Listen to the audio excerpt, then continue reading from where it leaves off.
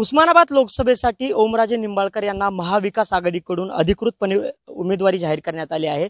स्वतः ओमराजे निंबाळकर आपल्यासोबत आहेत, आपण त्यांच्याशी बोलूया। दादा, अधिकृतपणे तुम्हाला उमेदवारी जाहीर करण्यात आली आहे, काय सांगाल? सगळ्यात पहिल्यांदा हिंदुराजे सम्राट शिवसेना प्रमुख बाळासाहेब ठाकरे यांच्या आशीर्वादानं आदरणीय पक्षप्रमुख उद्धवजी ठाकरे साहेब आणि आदित्यजी ठाकरे साहेब या पक्षाच्या शीर्ष नेतृत्वानं जो विश्वास त्या ठिकाणी माझ्यावर दाखवला, निष्ठेला जे बळ दिलं, त्याच्याबद्दल मी त्यांचं मनापासून या ठिकाणी आभार व्यक्त करतो।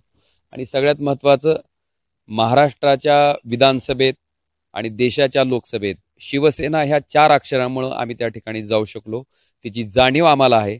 त्यामुळं संघर्षाच्या काळातही आम्ही सत्ता जात असेल, काही नुकसान होत असेल, त्या कुठल्याही गोष्टीकडे न बघता त्याच्याकडे दुर्लक्ष करून सक्षमपणे आपलं नाव जपण्यासाठी आम्ही उद्धवजी ठाकरे साहेबांच्या मागे प्रामाणिकपणे राहिलो। मला वाटतं त्याचीच ही पावती आहे। दादा, विरोधकांनी तुमच्यावर आरोप केला होता की तुम्ही स्वयंघोषित जे आहे उमेदवार आहेत, तुमची उमेदवारी जाहीर नसताना देखील तुम्ही उमेदवार म्हणून फिरताय, असं विरोधकांनी म्हटलं होतं।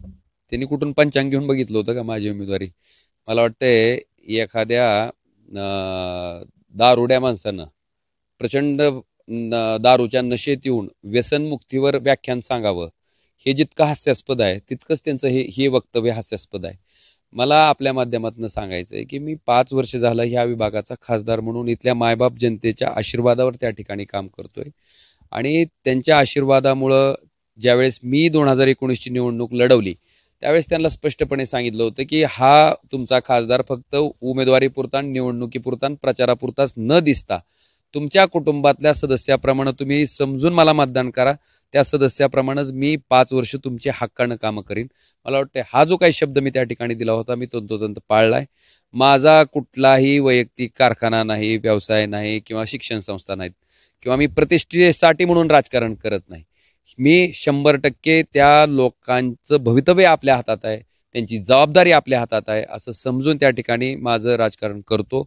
त्याच्यामुळं माझ्या आयुष्यातला 24 तास हा पूर्णच्या पूर्ण वेळ हा सामान्य माणसासाठी आणि तो मी देतो। दादा, विरोधकांनी आरोप केले होते की तुमचे 5 कामं सांगा, काय आहेत तुमचे 5 कामे जे तुम्ही खासदारकीमध्ये तुमच्या ते पूर्ण केले? निश्चितपणे बरं झालं त्यांनी विचारलं, कारण सांगणंही गरजेचं आहे। पण मी सांगत नव्हतो, कारण आपण लोकप्रतिनिधी म्हणून काम करत असताना आपलं ते कर्तव्य असतं, ना की जनतेवरचा उपकार। पहिली गोष्ट, धाराशिवचं शासकीय वैद्यकीय महाविद्यालय महाविकास आघाडीच्या सरकारच्या कालखंडामध्ये उद्धवजी ठाकरे साहेबांनी त्याला मंजुरी दिली, आणि तेही 100% शासनाच्या मालकीचं। तिथं कुठला प्रायव्हेट माणूस घुसून स्वतः नफेखोरी करायचं काम, जे की आपल्या जिल्ह्याच्या राजकारणात पूर्वी झालंय। 83चं मेडिकल कॉलेज नेरूरला नेऊन तिथं आता काय केलं जातं, त्याच्यापासून कसे पैसे कमवले जातात ते बघतोय। ते आम्ही केलं नाही, आम्ही हितच आणि शासनाच्या मालकीचं चालू केलं। 3ऱ्या वर्षाचे ऍडमिशन चालू, हे पहिलं काम।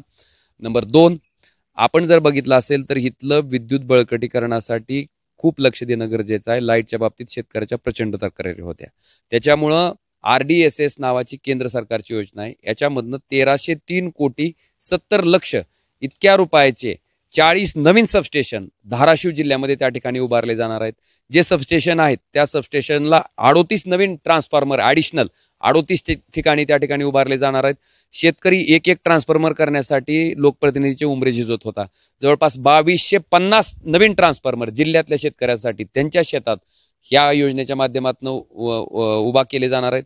आणि 1550 ट्रान्सफॉर्मर ह्याच योजनेच्या माध्यमातून 63 होते ते 100चे केले जाणार आहेत। फिडर सेपरेशनचे कामं त्या ठिकाणी होणार आहेत।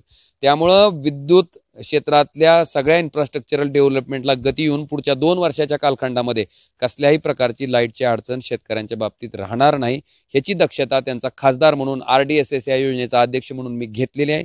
हे माझं त्या ठिकाणचं दुसरं काम आहे। आपण जर बघितलं असेल, सोलापूर, तुळजापूर, धाराशिव हा रेल्वे मार्ग 2014ला घोषणा झाली। मग 14 ते 19 मोदींचं सरकार होतं, त्यांना पाठिंबा देणाराच खासदार होता। मग 14 ते 19 मध्ये ही योजना का गतिशील होऊ शकली नाही, का त्याचं टेंडर निघू शकलं नाही? पण 19 ते 24 मध्ये मात्र जमिनीचं अधिग्रहण झालं। त्याचबरोबर आपण बघितलं असेल तर ह्या योजनेसाठी टेंडर त्या ठिकाणी फ्लॅश झालं।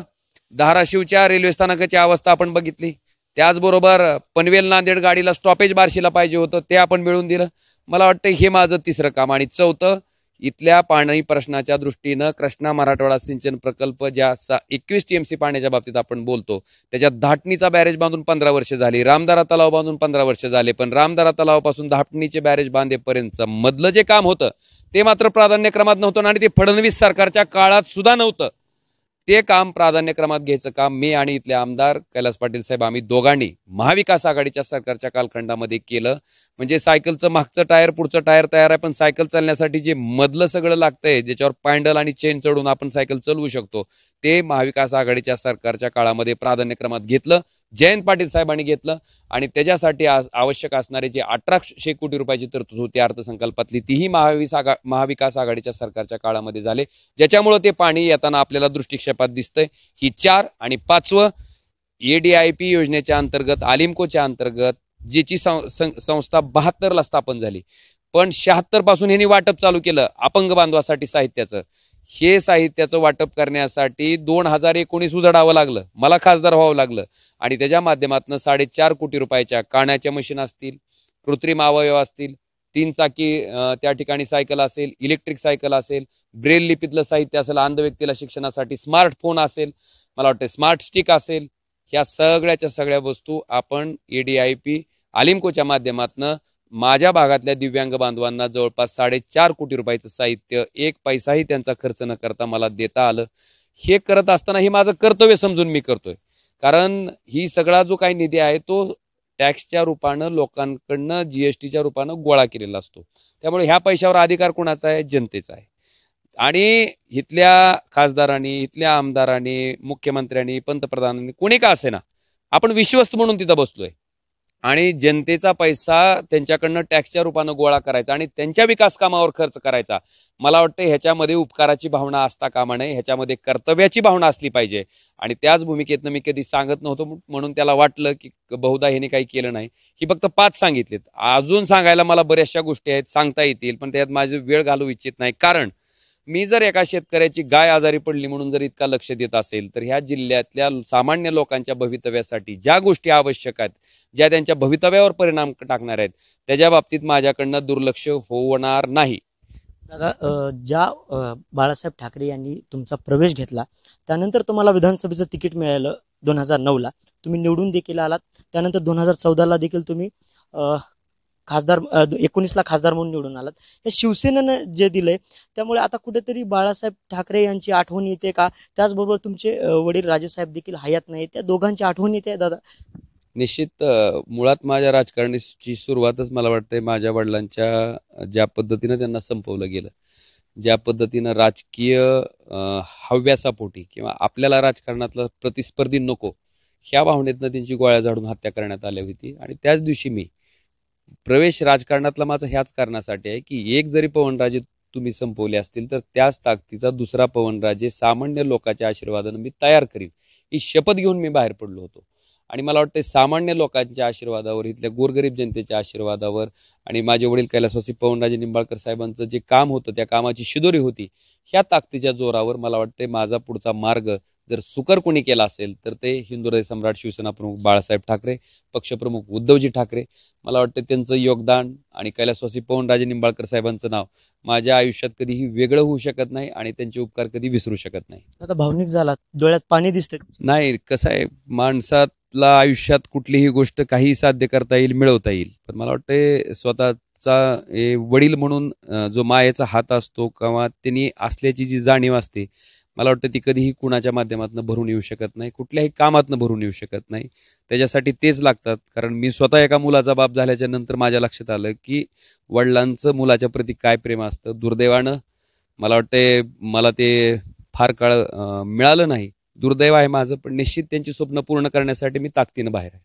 हे होते ओमराजे निंबाळकर यांनी म्हटलंय की वडिलांचे स्वप्न पूर्ण करण्यासाठी मी निश्चितपणे प्रयत्न करणार आहे. अझरुद्दीन शेख, टाइम्स नाव मराठी, गोवर्धनवाडी, धाराशिव.